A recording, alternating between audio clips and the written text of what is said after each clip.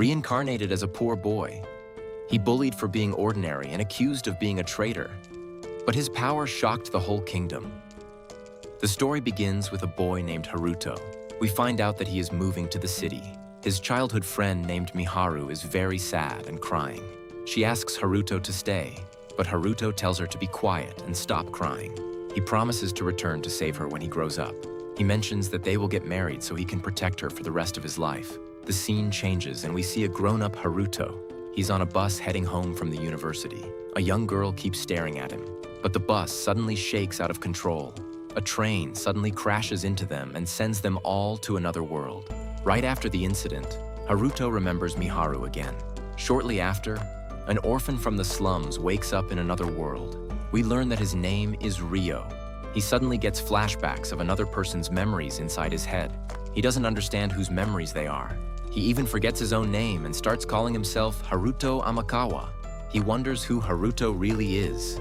He remembers a bus but doesn't know what it is. He also recalls a grandfather who trained him in martial arts.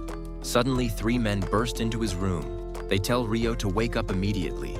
They are surprised to see Ryo is still alive. They explain that they were just preparing to bury him due to his terrible fever. One of the men brings a brown sack and places it in the corner of the room. They all then sit down to eat. They tell Ryo to leave because his smell ruins their appetite. They tell Ryo to find their perfume that dropped in the bushes.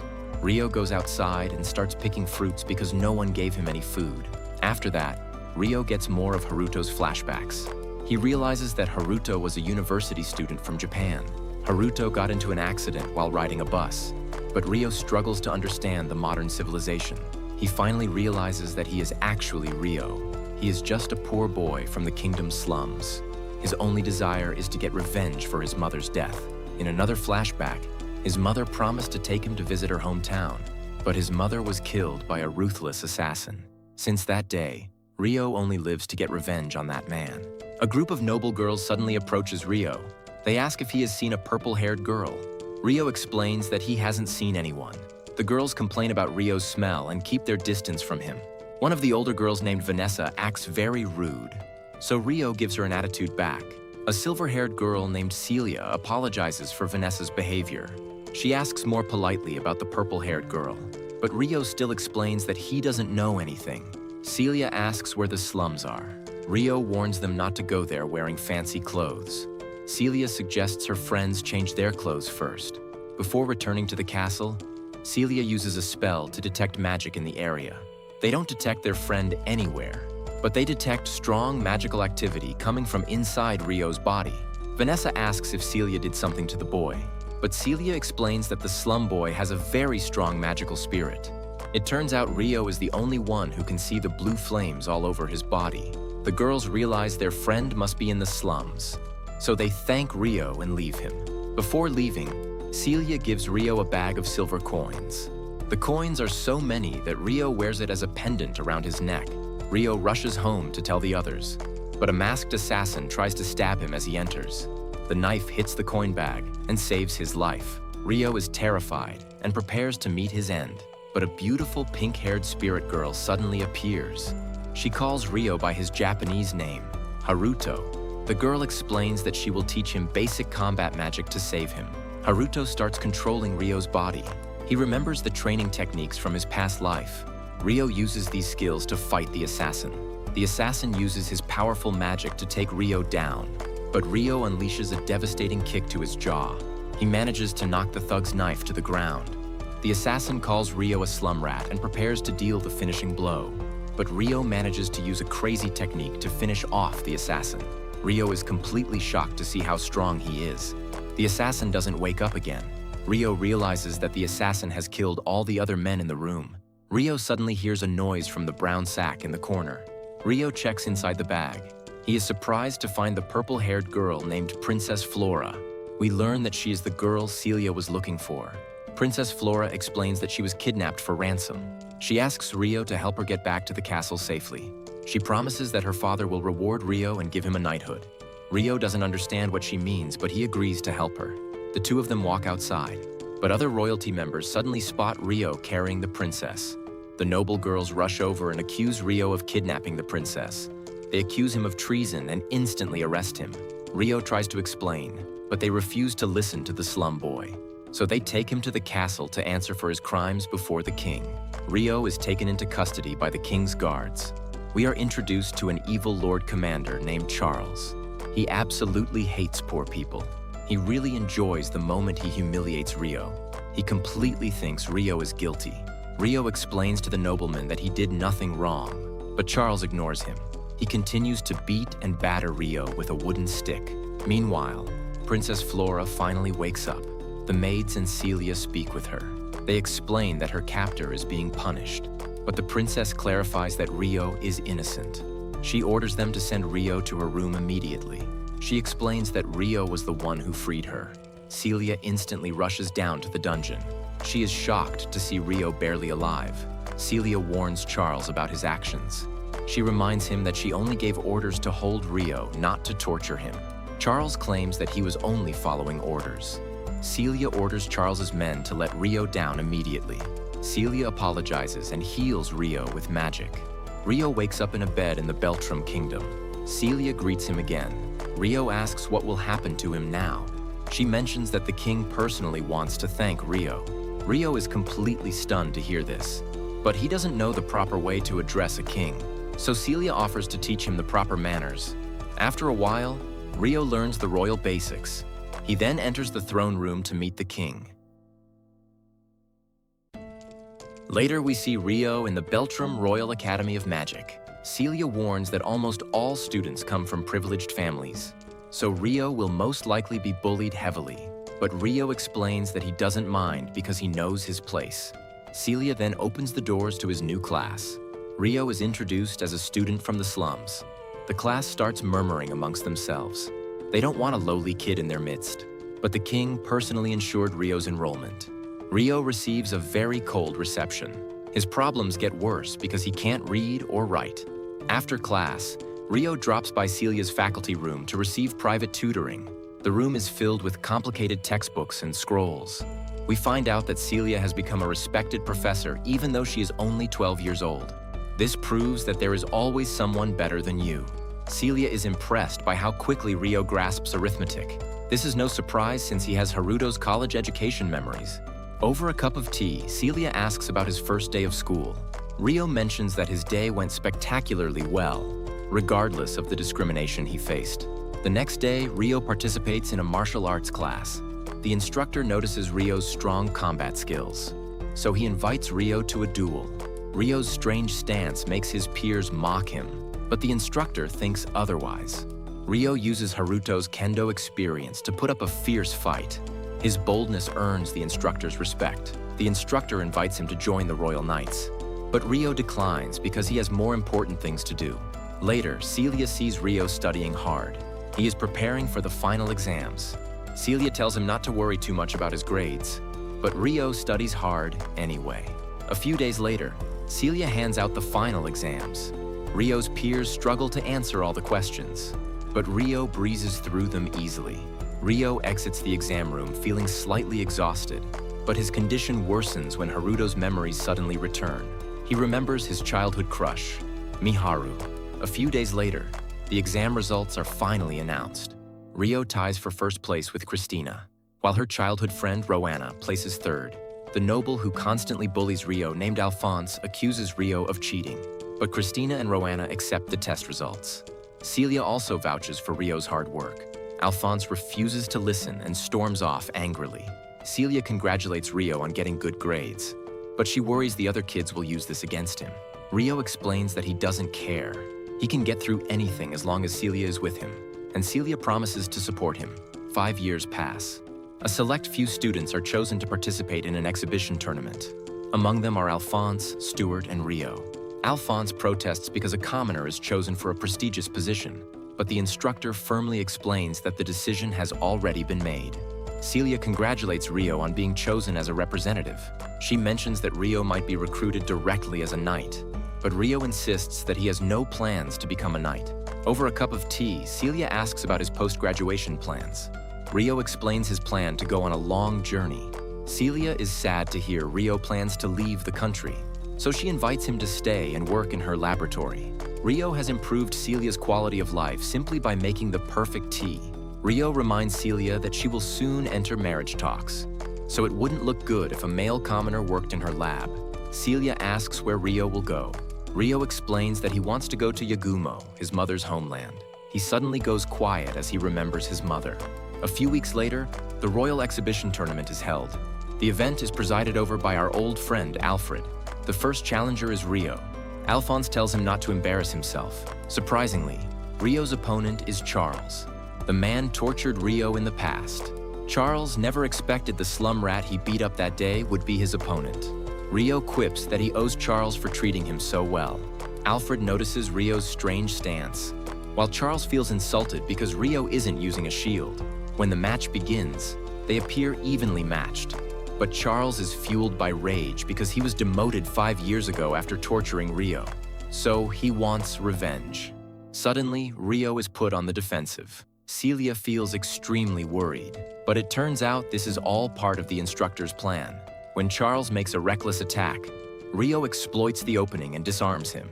Alfred declares Rio the winner. Rio must defend his title next week against The Undertaker. Charles reluctantly accepts his defeat, while Rio's friends praise him. Charles drinks alcohol to vent his frustration. He is accompanied by Rice, an ambassador from the Proxia Empire. Rice praises Rio's movements. Charles reveals that Rio was suspected of kidnapping Flora 5 years ago. The next day, Celia waits for Rio at the school gate to celebrate his victory. She sees Rio go behind the school. She follows him and sees a girl confessing her feelings to Rio. Celia is obviously jealous. She tries to take her mind off it. Then she finds Rio's empty graduation plans. Later, Celia gives a lecture on magic control. Alphonse mocks the lesson as being beneath their class. He also taunts that only Rio can't use magic. Celia asks Alphonse and Stuart to demonstrate the lightning spell. They both do it arrogantly. Celia looks at their tiny magic and decides to show them real magic control. She casts multiple lightning spells at once. This makes the lightning dance around the room before gently exploding into light. It is true that Rio cannot use magic formulas like them, but by using his abundant mana, he can copy the spells he sees. After the lecture, Stuart praises Celia, but he scolds Rio for flirting with half the female population in the school. He tries to intimidate Rio to stop, but Celia defends Rio and tells Stuart to shut up. Later, the class takes an outdoor practical exam. Alphonse acts as the unit commander. They must cross the forest and reach the destination before sunset. Thanks to his father, Alphonse has prepared a secret route. Roanna dislikes it because it feels like cheating, but Christina lets Alphonse do whatever he wants. Stuart intentionally gives Rio an annoying task. He assigns Rio as the baggage carrier. Flora offers to help carry some items, but Rio declines. While crossing the forest, they encounter a group of goblins. Alphonse surprisingly shows sharp leadership skills. He instructs the vanguard to increase their physical strength. They successfully defeat the weaker goblins. Alphonse then catches Rio daydreaming and scolds him. Hiding behind a tree, Rice is impressed that Rio noticed his presence, so he decides to test the young boy's skills. Alphonse and his group follow his father's map, but they end up at a dead end. A cliff blocks their path. Going back would take too long, so Christina asks for his plan. Before he can answer, they are suddenly attacked by 3 orcs. They are showered with spear throws. As Alphonse tries to build a defense, Stuart is injured in the leg. He panics and accidentally bumps into Flora. This causes the princess to fall off the cliff. Without hesitation, Rio jumps and saves her. But this causes Rio to fall as well. Alphonse finally manages to build a strong defense. Together they fend off the orcs. On the other hand, Rio is actually perfectly fine. Shortly after, Alphonse tries to investigate what happened. Stuart denies bumping into Flora. He instead accuses Rio of pushing him. Seeing this mess, Rio finally decides to ditch school and start his journey early. But Flora refuses to let Rio die. She intends to search for him alone if necessary. Suddenly, they all hear a terrifying roar. A giant minotaur descends from the sky. Christina's thunderball fails to work, so Alphonse instructs them to use ice lances. He immediately takes command of the battle, but his vanguard crumbles under the minotaur's strength, so Alphonse quickly signals a retreat. Christina and Roanna leave first.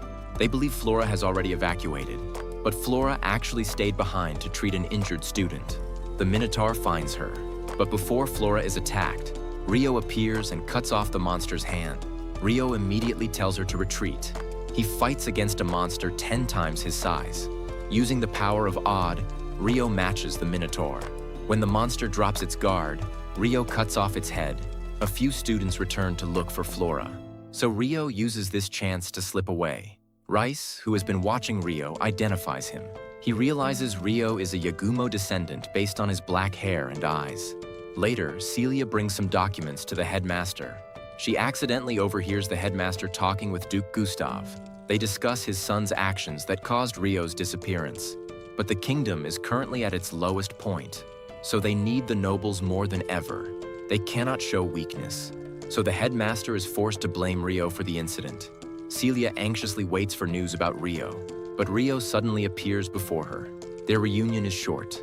Rio thanks Celia for supporting him all these years. He explains that he wouldn't have survived without her help. He promises to write letters using the alias, Haruto. They hug for the last time. Celia promises to look forward to his letters. Watching Rio leave, Celia reminisces about the time they spent together. Rio takes one last look at the kingdom, and he sets off for Yagumo. Meanwhile, Gustav brings one of Rio's cloaks to a beastman assassin named Latifa. Gustav instructs Latifa to track down and kill Rio. Rio flies out the gates. In 3 days, he reaches Amand, a market town in the Galark kingdom. Luckily, his wanted posters haven't reached the town yet. Rio is able to buy supplies without any hurdles. Rio feels someone following him, but he assumes he is just being paranoid. While walking around town, Rio's attention is caught by a street vendor selling a pasta dish. The vendor claims this dish was introduced by a local ruler named Liselot. After eating, the vendor directs him to the Merchant Guild. He explains that there is a food stall right in front of its doors. Rio enters the guild doors and meets a receptionist named Lisa. Lisa notices Rio's black hair. Lisa helps him choose preserved food for his journey. Lisa brings his supplies to the waiting room. She's curious to see how familiar Rio is with tea and teaware. Before leaving, Rio writes a letter to Celia. He explains that he won't be able to write again after leaving the region. Rio sets off carrying a lot of supplies. Lisa watches him leave. A receptionist named Chloe calls Lisa Liselota. Liselot reminds Chloe that she is using an alias. While walking through the forest, Rio finds an injured figure in the middle of the road. Lured into a false sense of security, Rio approaches to help, but the figure suddenly attacks him with poison needles. Latifa pulls out a dagger and prepares to finish Rio off. Rio realizes that Latifa is too focused on her knife, so Rio sheaths his sword and switches to his fists. He manages to snatch Latifa's knife in midair and pin her to the ground. Latifa reacts hysterically, so Rio casts a weak sleep spell to calm her down. Rio identifies the collar on her neck as a slave collar, so he instantly destroys it. We learn that Latifa is the girl who died alongside Haruto in the past bus accident. Her real name is Endo Suzune. She's also Stuart's slave. Stuart forced her to call him older brother using the obedience collar. Disobeying orders gave her immense physical pain. When Latifa regains consciousness, she's extremely wary and afraid of Rio. But she sees that Rio has removed the collar, so she starts crying tears of joy and relief. Rio interrogates Latifa. He finds out she works for Stuart and there are likely no other pursuers. Rio confirms that Latifa no longer intends to harm him, so he frees her from her bindings. But Rio knows beastkin like her will be captured and enslaved in Stuart's territory. He tells her to head east towards the wilderness. We find out that other demi-humans live there, and Rio just happens to be heading in the same direction. Rio tries to leave her behind, but Latifa starts following him. Rio clarifies he didn't free her because he is a good person. Finishing her off would just be troublesome. Rio explains he doesn't trust her enough to travel together. Latifa offers her slave collar back to Rio while crying. She explains that she hates being a slave, but hates being alone even more. Rio finally relents and lets her tag along, but he tells her to throw away the slave collar. Latifa joins Rio on his journey east. While camping, Latifa starts crying when she finally eats a real meal. They travel across harsh and rugged terrain. Rio decides to camp early after noticing Latifa is tired. Meanwhile, Celia receives Rio's letter. She's sad because she won't receive letters for a while, but she's glad Rio is still alive and well. While camping, Rio is surprised to see Latifa is familiar with spaghetti. Rio suspects Latifa was also reincarnated into this world just like him. His suspicions are confirmed when he hears Latifa talking in her nightmare. She cries out that she wants to go back to Tokyo. The next morning, Latifa wakes up first. She realizes Rio looks a lot like the boy she saw on the bus. When Rio wakes up, Latifa asks for permission to call him older brother. Rio allows it and hopes it will bring her comfort. Their journey continues across various extreme landscapes. Rio spots a large tree in the distance, but strangely, Latifa cannot see it. Rio realizes the tree is magically hidden from others. While camping inside the forest, Rio uses his magic to ease Latifa's nightmares. Rio suddenly notices the campfire outside is dying out. Suddenly, he encounters a blindingly white glowing wolf. Rio briefly loses his vision. He is suddenly surrounded by 4 demi-human girls. They are Uzuma the Harpy, Sarah the Wolfman, Alma the Dwarf, and Aurea the High Elf. Rio tries to negotiate with them. The girls inherently distrust humans, but Sarah convinces the others to hear him out. Rio tries to explain his circumstances, but Aurea and Alma find Latifa deep in slumber inside the tent due to a sleeping spell. Uzuma is convinced Rio kidnapped their kind, so she instantly attacks him. Rio explains this is all a big misunderstanding. They notice Rio using some kind of spirit art. Alma restrains Rio's movements using an earth spell. This allows Uzuma to shock him unconscious. Rio enters a dreamlike state. He meets the mysterious woman who taught him how to use Odd. She hopes Rio gets sweet dreams. When Rio wakes up, he finds himself in shackles. Latifa runs into the room. She's very glad Rio is finally awake. She glares angrily at the 4 girls. She demands to know if they hurt Rio. One of the village heads named Ursula enters the room. She apologizes for Rio's mistreatment. Uzuma and the other girls also kneel and apologize. Ursula assures him that Uzuma and the others will be appropriately punished. Aurea removes Rio's shackles. Ursula explains the other elders will formally apologize the next morning. The next morning, Ursula brings Rio to the elders' hall. On the way, Rio sees the large tree in the distance again. Ursula explains it is the world tree where a powerful spirit named Dryas resides. Usually, only people with keen spiritual senses can see it. So Ursula is very intrigued by Rio's ability. Rio meets the other 2 village elders. They are Sora the elf and Dominic the dwarf. They apologize for their mistreatment. They offer to grant Rio any wish within their power. Rio only asks them to take Latifa in. He also asks for permission to stay in the village for a while. The elders immediately agree unanimously. Dominic even invites him to marry a village girl if he wants. Rio also requests to be taught spirit arts and other useful techniques. Suddenly, the village's guardian deity and world tree spirit named Dryas appears. Dryas closely inspects Rio. She discovers a dormant spirit inside Rio. She explains this prevents humans from casting magic. Rio actually already knows about this. Dryas looks closer and is shocked to find the spirit is human-shaped. She explains human-shaped spirits were mostly wiped out during the Divine War. This type of spirit is second class, just like Dryas herself. This revelation forces the elders to treat Rio as a saint. Rio now gets full access to freely roam the village. Afterwards, Aurea brings Rio to his new home. Latifa and the other girls are already waiting. Rio is surprised the village has rice-like food. They explain the food comes from the Yagumo region. Rio is shocked to find out Aurea and the other girls will live with him. Ursula explains this is done so Latifa can form bonds with others. So Rio agrees. Days and weeks pass by very quickly. Rio spends time with his new friends while studying spirit arts. A grand spirit festival is held to honor the world tree, and Rio also participates in it. Meanwhile, Rice is searching for a mysterious egg inside a cave. He explains the egg will boost the military power of his Celestial Lion Brigade. He flies away, and a massive black creature follows him. A full year has passed since Rio and Latifa lived in the village. They both receive a kiss from Lady Dryas to formalize their residency. After the ceremony, Dominic announces the start of the feast. Everyone celebrates by drinking alcohol. In the middle of the party, Aurea and the other girls complain about Rio keeping his distance. They also want to be close friends with him. Rio smiles and welcomes their friendship. They leave to get more alcohol. But Rio suddenly talks to Ursula about his plan to leave the village. Meanwhile, Rice leaves his partner to scout the area. He hands a red pill to his partner. Rice takes to the sky, and he spots black wyverns flying in the distance. Rio and Latifah take a late-night stroll. Rio asks if Latifah likes living there. Latifah answers that she loves it. Aurea, Ursula, and the other girls are very nice to her, but her favorite part is having Rio with her. Rio explains his plan to leave the village soon to continue his journey to Yagumo. Latifah insists on coming with him, but Rio explains the unknown dangers that lie ahead. Latifah gets extremely angry and runs away. Elsewhere, the village elders discuss the sightings of several black wyverns.